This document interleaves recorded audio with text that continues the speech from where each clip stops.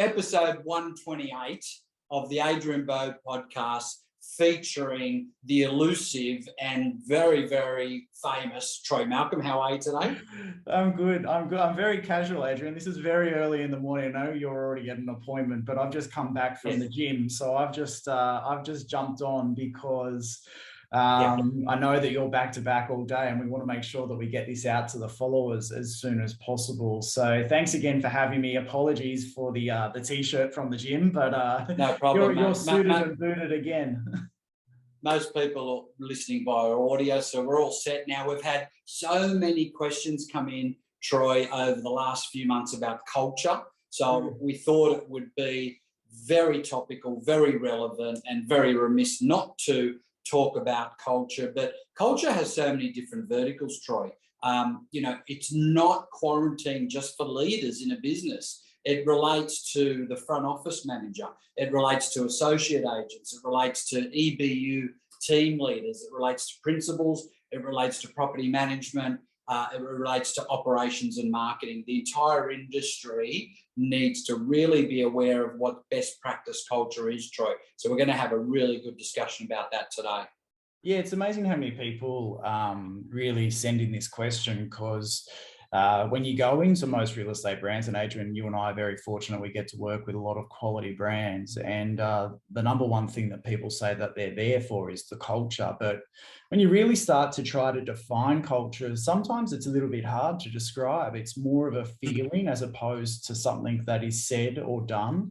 It's the feeling you get about a business. And Adrian, I think if we start right at the top, I think we look at the leader is naturally the person that creates and clears the culture, makes sure that everyone's accountable to the culture that they want to create. But we've seen in recent times that culture is actually determined by everyone within a business. It's not just that leader's role, as you said. So whether you're day 2 or day 400 in a business, you've been there for a few years, you're equally important to creating the culture. So it's a really deep topic. It's a topic that probably, you and I will have a view, and all our listeners will have a similar view or somewhat completely different. But I think when you break down culture and you break down what you want to achieve with your culture of your office, of your team, of your partnership in your business, I think you have to start with the end in mind, Adrian. I think you have to understand, well, what is the type of business do we want?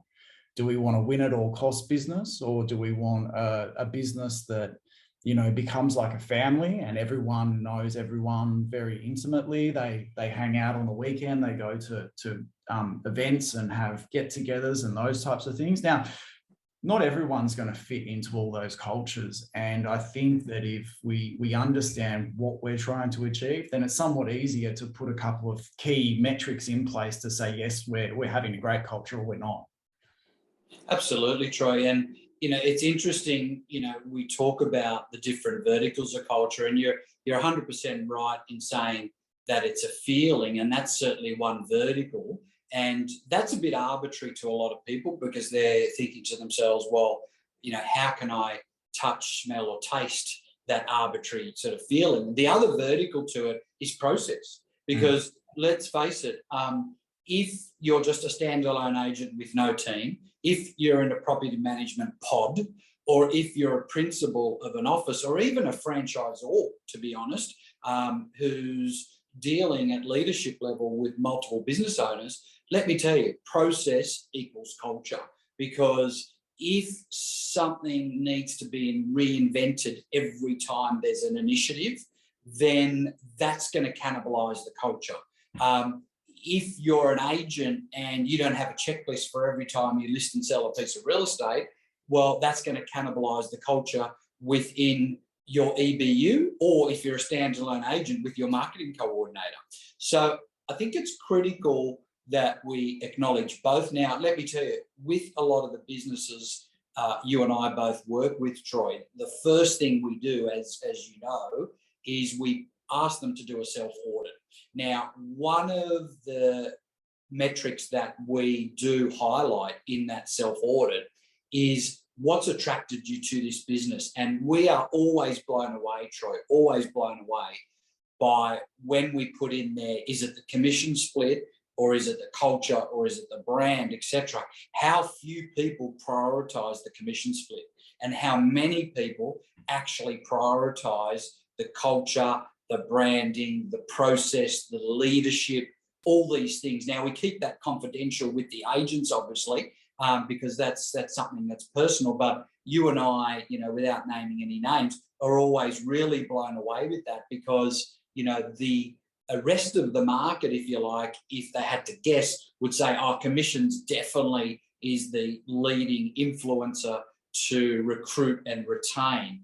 But we're here to say that, well, if that was the case, then all these models out there that offer extremely high commission splits, why isn't the whole industry working for them? So I'm not saying there's anything wrong with those brands, and some of those are our clients, Troy. However, I would suggest that appreciation, culture, acknowledgement, process, leadership, operations, technology, resources, and training are equally, if not more important, Troy.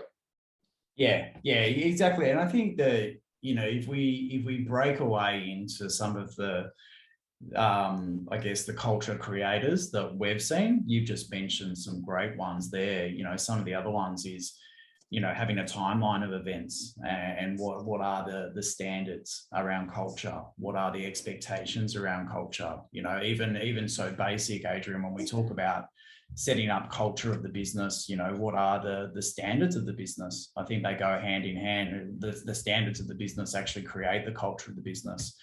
And so, some of the things that I always think about is that when you're creating a culture, you really want to ensure that all team members know that they have a say, and they're able to express their ideas that will benefit not only them, but the greater team. I think when you have the team involved in that decision-making process within reason, that really does set a business up for success. Yes. As we said before, each team member, whether they're the receptionist, the top performing agent that's writing the most amount of GCI, the property manager that's been there for 30 years, the letting assistant that's only just started 2 days ago, they're all equally important to the culture that you create within a business, and they're all the ambassadors of that culture going forward. I think, Adrian, as well, the other one that I always notice and I always observe is that the businesses that are most successful are the ones that really understand that they're a customer-focused and customer service type of business. And Yes. Serving their customers are probably the greatest rewards that they have. And they're the businesses that you walk in and there's an abundance of activity, because there's so many repeat and referral clients that go back to those businesses time and time again. Now, for anyone listening to that, well, success leaves clues. There's a reason why you're either being really successful in repeat and referral clients, and there's a reason why you're probably not being as good as what you should be. I think you have to really learn from the success of others and share that information amongst yourselves, because there are individuals in each office, Adrian, that may be part of the culture, but a little bit distant to the core of the culture. And I think, you really have to get to the core and realign your values to get to a point that the business is in momentum and has success. I think the other thing, Adrian, that, a great mentor of ours that we've worked with for a very long period of time, John McGrath, has always said, what got you here won't get you there. And still to this day, some 22 years later, it resonates with me, because it gets to a point where businesses that have been around for a little while, 20, 30, 40 years, some of the longest businesses around, in excess of 40 years, what got the culture to a point is not going to get you to the next level with your culture as well. And what I mean by that is the businesses that are doing well right now, they're ever evolving, they're really agile, and they're fast thinking. They change very quickly, and they adopt new policies and procedures and the way of doing things and what their team requires. And I think, if you're in a business that you haven't really defined what your culture is, or that's the way it's always been done for a long period of time, you may be missing out on some really fantastic opportunities. And then the final one, Adrian, that I've always noticed is that, anything is possible within a culture. You can create and destroy a culture very quickly. So anything's possible, but you have to have a framework. You have to be constantly on it, and you have to be the person that's seeing people face to face. And, you know, COVID did a couple of really good things. I think it proved that people can be trusted and have flexibility around their work, depending on the roles that they're in, a lot of the support roles. COVID did a couple of things that weren't great as well. And I think one of those, Adrian's, was it lost a little bit of the face time that we had, the real face time, the face-to-face time that we had, which was very much setting the businesses up for that culture and creating that culture that was very much liked. So there's a couple of key things on the back of what you were saying that were just kind of running through my mind. But I think that you know, they're really insightful to see. And hopefully that's helped a number of those people. I think we received like 4 or 5 people send that same question in. It could only relate to people maybe going back into the office and they're realizing that the culture maybe isn't aligned to what they previously thought it was. Yeah, absolutely. Well, I think, you know, as we start wrapping up on this culture piece, I think there's a few traps to avoid, Troy, in terms of this this sort of overarching theme, if you like, of culture. One of the traps is, if you're an agent in an office or whether you're playing any role in an office, is don't wait for culture to be handed to you. What I mean by that is the culture starts with you. It starts with every phone call you make, with every interaction with a team member, with every email you send, with every SMS you send, with every open for inspection, and with every listing appointment, buyer appointment, market appraisal. It actually starts with you. And culture is infectious. So there's no doubt the ripple effect from you primarily evolving and embracing the sort of culture that you would like to be surrounded by, you actually have control over that. And there's an old saying which says, well, start becoming the person you want to attract. You know, so for a lot of people not in relationships, for example, is like, well, you know, a lot of people have this wish list, Troy, and, you know, we're sort of going slightly off topic here, but it is quite important and still relevant. People say, oh, look, you know, if I'm going to get in a relationship, I want someone that's honest. I want someone that's transparent. I want someone that's sporty. I want someone that's got good family values. I want someone that doesn't take drugs. I want someone that obviously is always high integrity. And I'm like, great, are you all those things? And they're like, well, no. So I'm like, okay, well, why don't you become that first? Yeah. And the universe will be quite,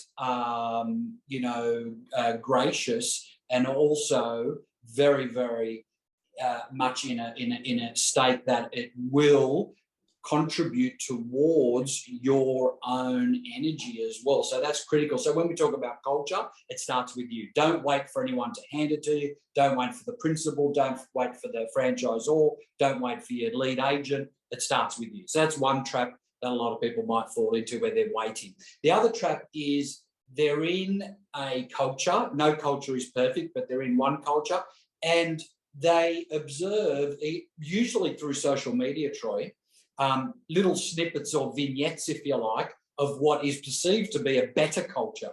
Okay. Now that's dangerous, because let me tell you, that culture isn't perfect either. And if you're always comparing yourself, and you and I have said on multiple occasions ad nauseum, Troy, that comparison is the thief of joy. If you're comparing yourself, you know, to other brands, other businesses, etc., well, then you're going to be in this perpetual search for when then, which is when I move to that brand or when I move to that business, then I'll provide better service, then I'll be happy. And it's like, that's insane, because that's perpetual, it's ongoing, and it'll never end. You're just always looking for the so-called quote unquote bigger and better deal, which doesn't exist. Now, that's very different if your existing culture is radically toxic. You know, that's different. You know, of course, you know, that might be difficult to control. But if it's imperfect, which all humans are, all cultures are, all businesses are, all families are, right? Then why not start with you and provide yourself an environment that you would be happy with by evolving into the type of culture through all those activities, if you like, prospecting, client interaction, team interaction, etc., and start with yourself. So I think that would be quite an important trap to avoid. The final trap, I think, Troy, is believing that there's always another potential person in your team or in the office that is completely responsible for cannibalizing or destroying culture, because there could potentially be that in every single environment, but if you're constantly focused on that, then that will become your reality. Where focus goes, energy flows, which Tony Robbins often talks about. So I think they're three really critical traps to avoid when it comes to culture. And in summary, culture is not just Christmas parties. Culture is process. Culture is leadership. Culture is you. Culture is how you treat clients, how you treat your colleagues, and also how you're marketing yourself, which includes every piece of collateral that's going through social channels, letterbox drops, or through email, newsletters, or SMS blasts, for example. Yeah, 100%. It really comes down to managing expectations, Adrian, like the same way that we have expectations of our buyers and our sellers and our team members. Well, we have to do that on a much broader scale with culture as well. AB, that sums up our episode on culture. Hopefully that's helped the listeners that did send through those questions. To everyone else, please continue to send through those questions. We are going to start focusing on them a little bit more. We have been very much focused on other things at the moment, just covering off the content that we promised you we would deliver. But now we've got a couple of weeks. So over the next couple of weeks, Adrian, I think we'll get back to answering some of those questions, because I know there has been a bit of a backlog. They seem to be coming through not only through my main Instagram, but also the message requests on Instagram that people that I haven't had a chance to connect with yet. So, and I know you're much in the same situation. Thanks so much for joining us, team. As always, this is available as video, as audio on all your favorite podcast stations and channels and platforms that you get your listening from. Continue to rate us 5 stars. We love when we get that feedback. AB, we're on a fast rocket ship. We want to get to the top 20. We're only about 20 places away from hitting those charts again. So let's make sure that we get there. AB, thank you so much for joining us. Until next week, listeners, we'll see you on the podcast. Thanks, Troy. Thanks, listeners.